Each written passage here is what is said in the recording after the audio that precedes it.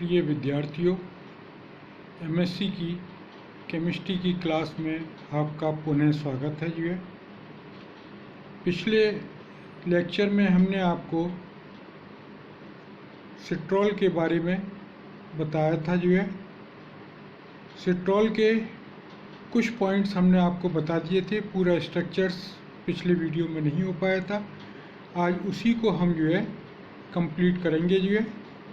पिछले लेक्चर में हमने आपको बताया था कि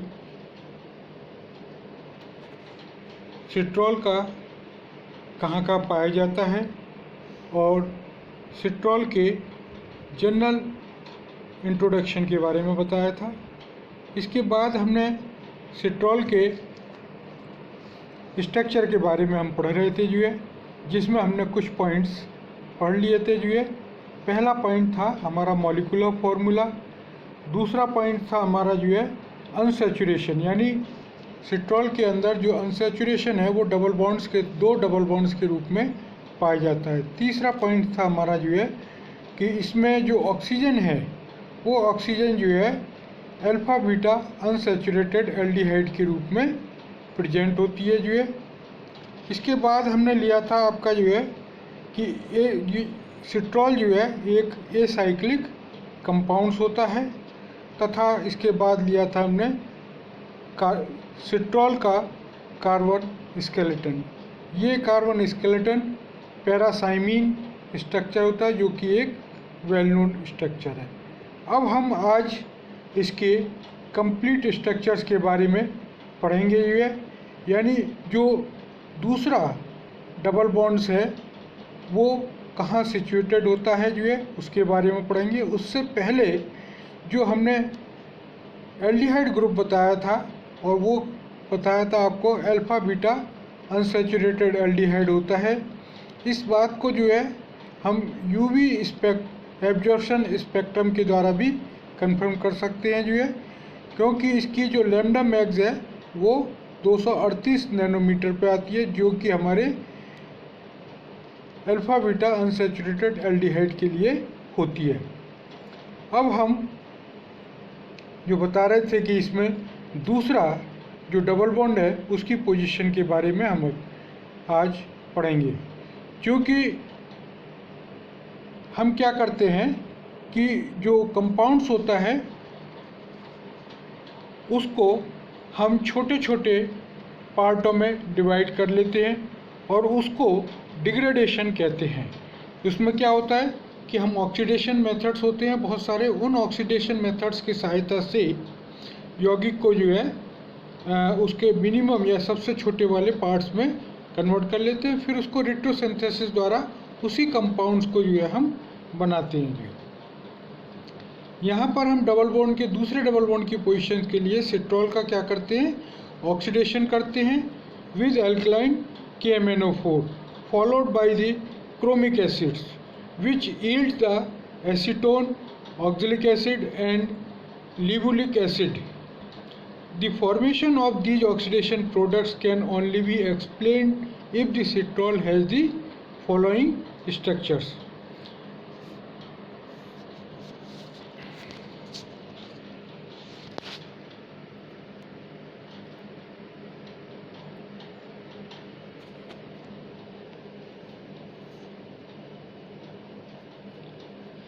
यहाँ हमने सिट्रॉल का ये संरचना अज्यूम की है कि ये हो सकता है जो है। इसको एल्कलाइन KMnO4 के साथ जब ट्रीट करते हैं तो ये यहाँ से ये जो डबल बॉन्ड्स है, ये डबल बॉन्ड्स पर जो है OH, दोनों कार्बन पर OH आ जाता है। यहाँ पे एक OH यहाँ पर।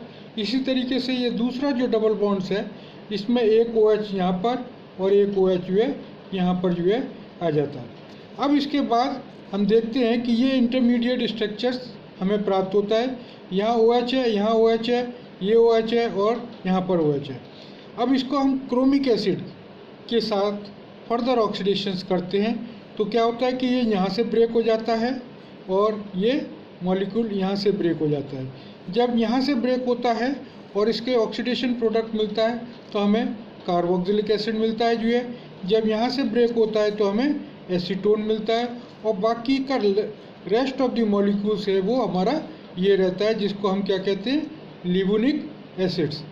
अब लिवोनिक एसिड्स जो है इसका जो नाम है वो क्या है, 4-ऑक्सोपेंटेनोइक एसिड, 4-ऑक्सोपेंटेनोइक एसिड।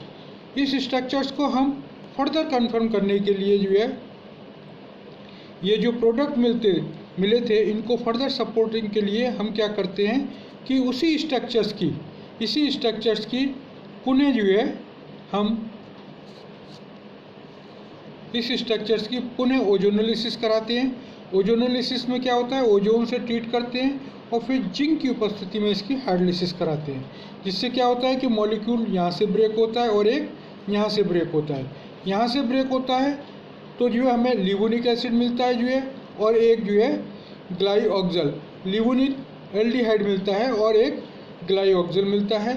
दूसरा जब ये यहाँ से ब्रेक होता है तो हमें ये एसीटोन प्राप्त होता है जो है। इसको हम पुनः एक बार और फर्दर कंफर्म करने के लिए जो है इस स्ट्रक्चर्स की हम क्या करते हैं जो है, ये वाले स्ट्रक्चर्स की इसको जो है हम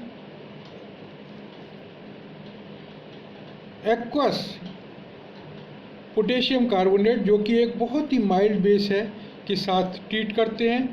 तो यहाँ पर जो माइल्ड बेस से ट्रीट करने पर ये जो डबल बॉन्ड है ये टूट जाता है, यहाँ पे OH आ जाता है जो है, और ये हमें कंपाउंड्स जो है प्राप्त होता है जो है। अब इस कंपाउंड्स को जरा सा हीट करते हैं क्योंकि एक्वस माध्यम में ये OH जो है इसके ऑक्सीजन के जो OH ग्रुप है उसके हाइड्रोजन के साथ कंबाइंड होकर -H2O निकाल देता है जो है, और ये यहाँ पे ये बॉन्ड इधर शिफ्ट हो जाता है, जिससे ये यहाँ पे कीटोन ग्रुप आ जाता है जो है, और हमारा CH2CHO एक ये जो है रेडाइंस जो हमें प्राप्त हो जाता है, जिसको जल से ट्रीट करने पर हमें पुनः CH3CHO यानी एस्टल्डिहाइड जो है प्राप्त हो जाता है। एक ये कंपाउंड्स मिलेगा यानी 6-मिथाइल हेप्टेन 2-ओन या मिथाइल हेप्टेनोन भी कहते हैं जो है। तो ये सब प्रोडक्ट्स ये इंडिकेट करते हैं कि जो हमारा सिट्रॉल का संरचना है वो ये संरचना होनी चाहिए, तभी हमें ये जो है प्रोडक्ट्स मिल सकते हैं, अन्यथा जो है नहीं। इसके बाद फाइनली जो है हम इसके स्ट्रक्चर्स की जो है इसके स्ट्रक्चर को जो है वो इसकी सिंथेसिस के द्वारा कंप्लीट करते हैं या पूर्ण करते हैं जो है, जो कि जो है इसकी सिंथेसिस एरिन और वान ड्रॉप ने 1948 में जो है दी थी। इसमें क्या होता है कि सर्वप्रथम हम एसिटिलीन लेते हैं जो है, एसिटिलीन लेते हैं। इसकी अभिक्रिया, चूँकि इस एसिटिलीन के अंदर ये जो दोनों हाइड्रोजन है अम्लीय हाइड्रोजन है, इसकी क्षार के साथ यानी अमोनियम सोडियम के साथ अमोनिया की उपस्थिति में जो है, या सोडामाइड दूसरे शब्दों में कह सकते हैं हम, सोडामाइड के साथ रिएक्शंस कराते हैं। तो ये जो अम्लीय हाइड्रोजन है ये वाला हाइड्रोजन इसके सोडियम से रिप्लेस हो जाता है, सोडियम एसिटाइड बनता है। अब इसकी अभिक्रिया हम एसीटोन के साथ कराते हैं और फिर फर्दर इसका हाइड्रोलिसिस कराते हैं। तो क्या होगा कि सोडियम के साथ कराने पर ये यहाँ पे बैक साइड से अटैक करेगा और ये जो है यहाँ पे जुड़ जाएगा। तो यहाँ पे तो जो है हमारा ये ग्रुप आ जाएगा जो है ये वाला, और यहाँ पर जो है ये एल्कोहल ग्रुप जो है कन्वर्ट हो जाएगा हाइड्रोलिसिस कराने के बाद। अब हम क्या करते हैं कि इसका जो है पार्शियल रिडक्शन करते हैं। पार्शियल रिडक्शंस करने पर क्या होगा कि ये जो ट्रिपल बॉन्ड है ये डबल बॉन्ड्स में परिवर्तित हो जाएगा जो है, और बाकी का रेस्ट ऑफ द मॉलिक्यूल जो है एज इट इज रहेगा। फिर इसकी अभिक्रिया PBr3 यानी ब्रोमिनेशन करा देते हैं। तो ये जो OH समूह है ये OH जो है इसके स्थान पर Br जो है ये जुड़ जाता है और ये हमारे को एक इंटरमीडिएट कंपाउंड्स मिलता है। इसका एलाइलिक रीअरेंजमेंट हो जाता है। एलाइलिक रीअरेंजमेंट में क्या होता है कि ये जो ब्रोमीन है ये ब्रोमीन इस पर चला जाता है, ये इधर माइग्रेट करता है और ये जो है इधर चला जाता है। तो इस तरीके से ये कंपाउंड्स हमको प्राप्त हो जाता है। यहाँ पे ये ब्रोमीन है और जो डबल बॉन्ड्स यहाँ था वो हमारा यहाँ पर शिफ्ट हो जाता है। इसके बाद इसको हम इस तरीके से भी जो है लिख सकते हैं जो है, इसकी अभिक्रिया जो है जो कंपाउंड्स हमें प्राप्त हुआ इसकी इथाइल एसीटोएसीटेट के साथ अभिक्रिया करा देते हैं और सोडियम इथेनॉल यानी सोडियम इथॉक्साइड्स की उपस्थिति में जो है ये जो इथाइल एसीटोएसीटेट के ये जो CH2 है ये अम्लीय हाइड्रोजन होते हैं। यहाँ पर ये अम्लीय हाइड्रोजन ये Br के साथ जो है रिएक्शंस करते हैं, HBr निकल जाता है और यहाँ पर हमारा ये जो कंपाउंड्स है ये प्राप्त होता है जो है CH C2H5 COOC ये ग्रुप यहाँ जुड़ेगा और बाकी का रेस्ट ऑफ द मॉलिक्यूल्स जो है हमारा ये रहेगा। अब इसको हम जो है हाइड्रोलिसिस करा देते हैं। हाइड्रोलिसिस कराने से क्या होगा, ये जो एस्टर ग्रुप था वो जो है अल्कोहल में परिवर्तित हो जाएगा। हीट करने से जो है -H2O निकल जाता है और हमें फाइनली जो है ये कंपाउंड्स प्राप्त होता है जो है। इसको हम पुनः ethylene ethoxy acetylene magnesium bromide यानी C2H5OCCH3 MgBr के साथ अभिक्रिया कराते हैं फॉलोड बाय द हाइड्रोलिसिस। तो जिससे क्या होता है कि ये जो है कंपाउंड्स ये पूरा का पूरा ग्रुप यहाँ जुड़ जाता है इधर और ये MgBr इस ऑक्सीजन के साथ जुड़ जाती है और हमें ये कंपाउंड जो है प्राप्त होता है। जिसकी हम हाइड्रोलिसिस करते हैं तो जो OMgBr है ये जो है इसकी जगह OH आ जाता है जो है। अब इसका जो है हम पुनः पार्शियल रिडक्शंस कराते हैं।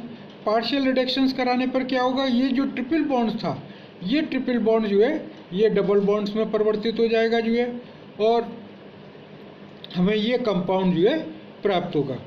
अब इसके बाद जो है हम क्या करते हैं, इसका डाइल्यूट HCl के साथ अभिक्रिया करते हैं। डाइल्यूट HCl के साथ अभिक्रिया करने पे क्या होगा कि ये जो OET यानी जो एस्टर ग्रुप था ये जो है अल्कोहल में परिवर्तित हो जाएगा। अब इसको हम हल्का सा हीट करते हैं तो ये पुनः रीअरेंज होता है, जिसमें क्या होता है एलाइलिक रीअरेंजमेंट होता है जो है और -HCl निकल जाता है और ये कंपाउंड जो है हमें प्राप्त होता है। इसको हम जो है कहते हैं सिट्रॉल। तो इस तरीके से ये जो है कई स्टेप्स में होते हुए जो है फाइनली जो है हमें सिट्रॉल का संरचना प्राप्त हो जाती है। यदि हम देखें कि ये किस प्रकार से जो है इसमें रिएक्शंस होती है तो इसको हमने यहाँ पर थोड़ा सा खोल कर दिखाया हुआ है जो है, ये यहाँ खोल कर दिखाया हुआ है कि क्या होता है OET होता है। इसको जो है जब H+ से करते हैं तो H2O निकल जाता है और फिर उसके बाद में जो है इसका रीअरेंजमेंट होता है। ये यहाँ पे पॉजिटिव आ गया और फिर ये बॉन्ड इधर माइग्रेट कर गया तो यहाँ पर इधर पॉजिटिव चार्ज आ जाएगा जो है और फिर उसके बाद में जो है इसकी ये जो HCl निकला था वो पुनः जो है इसको यहाँ से OET को जो है हाइड्रोलिसिस कर देता है जिसमें जो OH में कन्वर्ट हो जाता है और फिर ये वाला जो हाइड्रोजन ये जो बॉन्ड है ऑक्सीजन हाइड्रोजन बॉन्ड है ये इधर माइग्रेट कर जाता है और H+ निकल जाता है और ये CHO में कन्वर्ट हो जाता है। फाइनली जो है हमें सिट्रॉल प्राप्त हो जाता है। तो इस प्रकार से ये सिट्रॉल की जो कॉन्स्टिट्यूशन था वो हमने कंप्लीट किया, जिसको वेरियस स्टेप्स में जो है फॉलो करते हुए फाइनली उसके स्ट्रक्चर्स के बारे में जो है हमने कंफर्म किया कि सिट्रॉल का स्ट्रक्चर्स क्या होता है। क्योंकि ये सिट्रॉल का स्ट्रक्चर्स बहुत सारे टर्पेनॉइड्स की संरचना को डिटरमाइन करने में या उनकी संरचना को बताने में काम में आता है। तो ये एक बहुत ही इम्पोर्टेंट स्ट्रक्चर है सिट्रॉल का। तो आज के लिए इतना ही, धन्यवाद।